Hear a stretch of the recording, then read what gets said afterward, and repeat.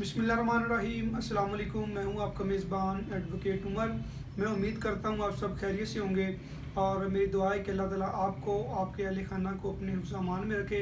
आज मैं अपने नाज़रीन के सामने डिस्कस करूंगा कि फैसल वाडा की जो नाअहली है वो ताहयात के लिए होगी या फिर वो टेम्परेरीली होगी।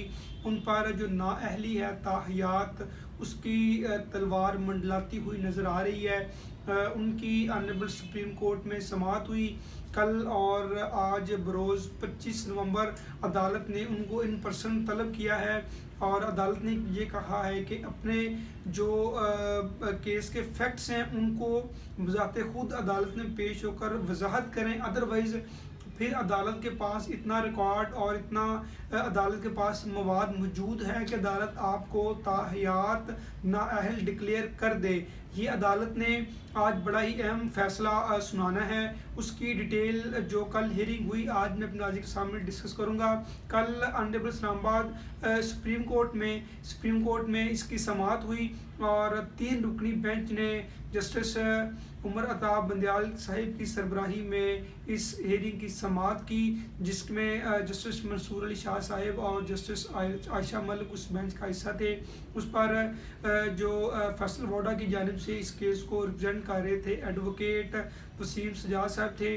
उनकी तरफ से दलाइल दिए गए कि इलेक्शन कमीशन कोई अदालत नहीं है, उसके पास इतना इख्तियार नहीं है कि वो फैसल वाडा को ताहयात के लिए नाअहल करें। लेकिन इस पर जस्टिस आयशा मलिक ने रिमार्क्स दिए कि आप सुप्रीम कोर्ट में खड़े हैं, सुप्रीम कोर्ट के पास तो इतना इख्तियार है ना कि आप इस केस में अगर अदालत के पास शवाहद मौजूद हैं तो अदालत उसको ताहयात नाअहल डिक्लेयर कर दे।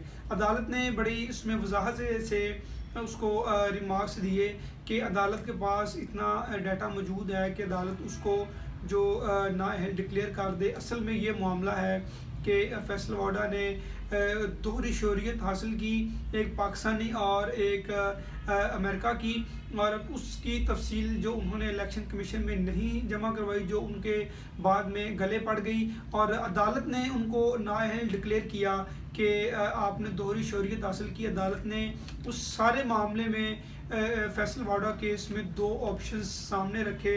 उसमें अदालत ने कहा या तो आप 63(1) के तहत आप डिस्क्वालीफाई हो जाएं, उसमें आप जो डिस्क्वालीफाई होंगे वो ताहयात होंगे, या आप पर 62(1) के तहत आपके कार्रवाई होगी।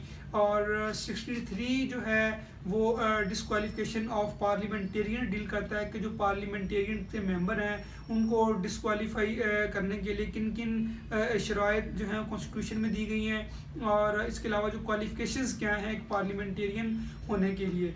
और जो अदालत कह रही है कि आपको 62 के तहत आप पे कार्रवाई होगी, उसमें देखा जाएगा कि ये पाकिस्तान के शहरी हैं कि नहीं हैं। और जो 63 है वो डील करता है कि वो आप पाकिस्तानी शहरी जो हैं शहरियत आप खो चुके हैं, इसलिए आप पाकिस्तान के पार्लियामेंटेरियन नहीं रह सकते, इसलिए अदालत आपको डिस्क्वालीफाई कर देगी।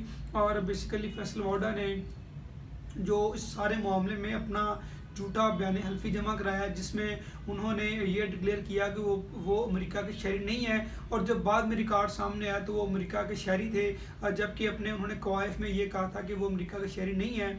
तो इस सारे मामले में पहले इलेक्शन कमीशन ने उनको नाअहल डिक्लेयर किया और फिर ये जो नाअहली का मामला आगे चलता चलता सुप्रीम कोर्ट में आ गया।